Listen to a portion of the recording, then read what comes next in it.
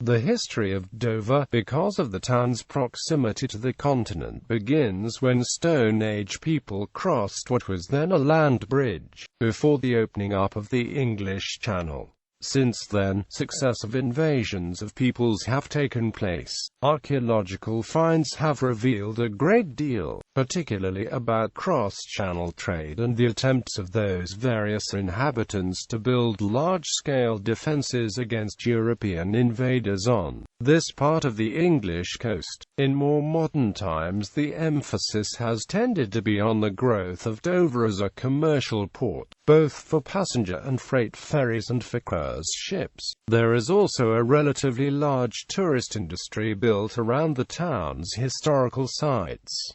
Earliest inhabitants. Archaeological evidence in the River Dour Valley has shown the remains and finds of Neolithic flint implements and pottery, and the site is considered to be one of the major areas of settlement in Kent. These settlers arrived by crossing the pre-English Channel by what is termed the land bridge. Most such settlements occur in river valleys. Once the bridge had been broken, later settlers had to arrive by sea, and their artifacts reveal the earliest evidence that Dover was becoming a place of trade with the continent and Ireland. The so-called Beaker folk were here, and later Bronze Age peoples traded in gold. One such find has been found near Dover. In addition, two other finds of great importance in Dover's history are now displayed in Dover Museum: a boat and a hoard of axes, the latter discovered in Langdon Bay, off Dover.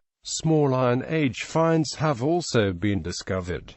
Roman Dover and after. From now on, the history of Dover is completely one with the sea. Roman Dover, or Portus Dubris as it was called, was one of the three ports used for trade and the movement of the army, the other two being Lemanis, Lim and Rutupi, Richborough, all three connected to Watling Street at Canterbury. In due course, the longshore drift along the coast silted up the latter two ports, and also the mouth of the River Dour, Kent, on which Dover stands. The Romans, for whom the port was a base for the navy, the Classis Britannica, constructed breakwaters against the sea's depredations, and added two lighthouses on the heights either side of the estuary. It is possible that they also constructed a fort on what is now the site of Dover Castle to protect the port. Dover became one of the three important towns in Kent, after Canterbury and Rochester. Evidence of that is in an extremely well-preserved Roman mansion. After the departure of the Romans came the Jutes, who left behind the legacy of the establishment of the Kingdom of Kent, from which followed the establishment of Christianity in Kent. The story of Dover Castle may well have begun during the Anglo-Saxon period. By the time of the Viking-Danish invasions of Kent in 850, Dover was a principal town, and Dover Priory had been established in the early 7th century. In about 1055, ports on the south coast of Britain joined together to form the Cinque Ports, in order to provide ships and men for the king on 15 days a year, Dover being one of them.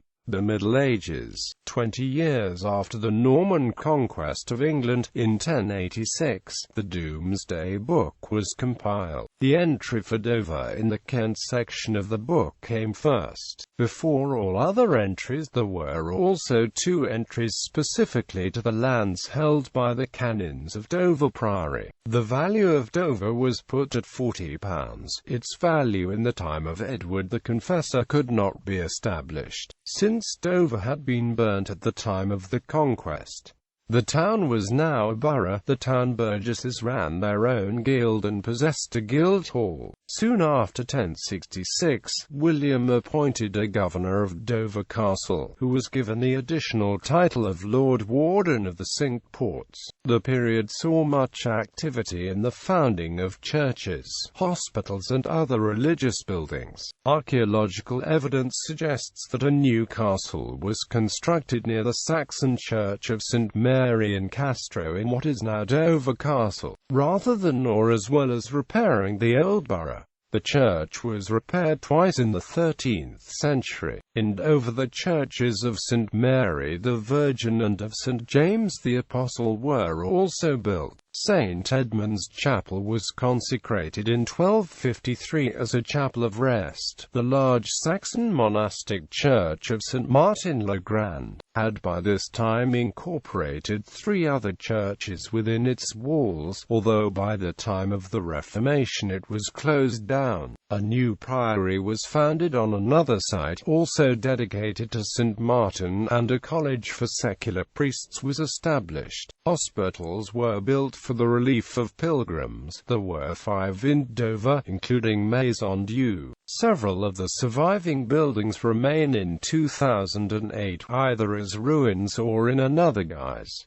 A great deal of Saxon Dover was rebuilt. By 1190 the new Dover Castle was complete, and maritime trade was increasing, even though the port itself was small and remained so for some centuries. In the 13th century, Dover withstood 2 attacks. The first, in 1216, involved the siege of Dover Castle by Prince Louis of France and was almost successful. In 1295 a French raiding party overran the town and set most of the town ablaze. 16th to 18th centuries.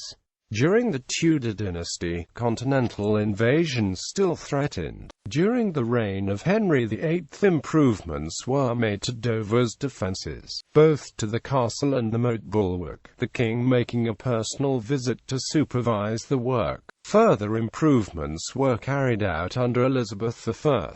The Dover Straits earthquake of 1580, possibly the largest ever recorded in England, caused a great deal of devastation. During the Civil War, Dover declared for the king but was captured by the parliamentarians without a siege in 1648.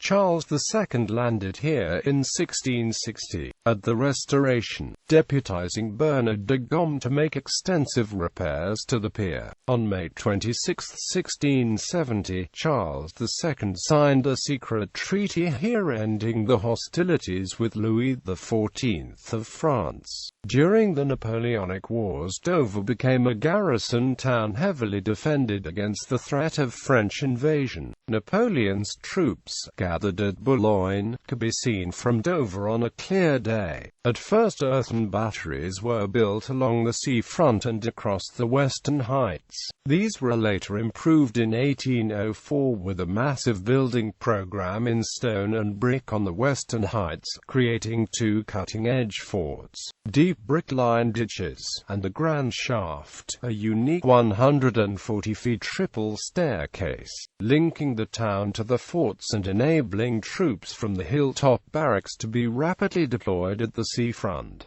19th century. Between 1801 and 1901 the population increased by 600%. The harbour was finally rebuilt as a set of artificial moles, and the town tried to become a seaside resort by building a pleasure pier, ice rink, bathing machines and impressive seafront crescents of hotels and apartments. The Southeastern Railway arrived in 1844 and cross-channel traffic boomed.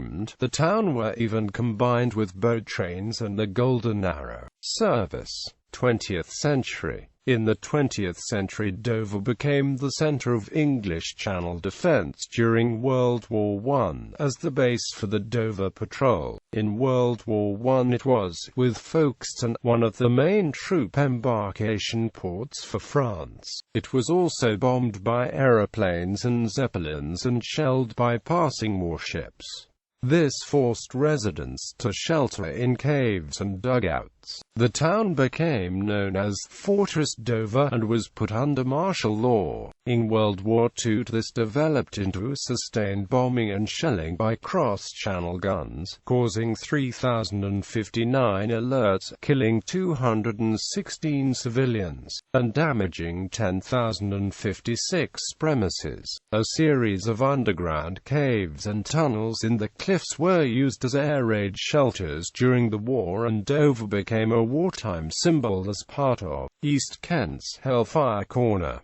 Defences were constructed as a part of anti-invasion preparations. The defences included a large number of pillboxes, trenchworks, and minefields. Industry. Dover was once a hive of industry, although much of it was on a small scale. The River Dour, flowing faster in years gone by, provided the power for industry including mills, foundries and breweries. Some work centres were destroyed by fire but most closed as a result of amalgamation and takeovers by out-of-town interests. Others just failed as a result of increased competition. Notable industries that held significant importance in Dover during their operational years include the 1840s Mustard Factory at Biggin Street, the coffee and spice grinding factory on the same site, the oil mill in Limekin Street, built backing onto the cliff face, which represented one of Dover's biggest industries,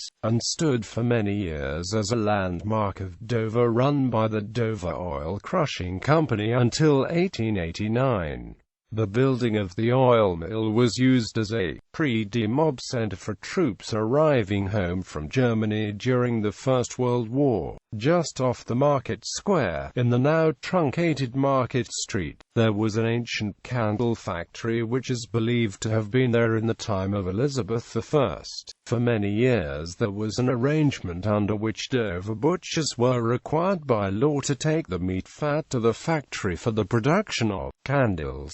It is said that the corporation acted as a middleman, paying an agreed price between butcher and candle maker. The custom of delivering fat to the centre continued for around 300 years. It was in this same Market Street area that Edward Hills had his coach building works from around 1827 until he moved to bigger premises in Castle Street in 1836. A. L. Thomas established his Dower Iron Foundry, which over the years grew to become Dover Engineering Works, then Elkington Gatwick and finally Gatwick. The company continues to produce iron, gas and airtight access covers to this day, supplying across Britain and to international markets from a reduced premises in Homeston Road. If one looks carefully, there are still drain covers around marked by the manufacturer A. L. Thomas & Sons, and many more that now bear the current and recent names Elkington Gatwick and Gatwick. One of Dover's oldest industries was the making of boots and shoes,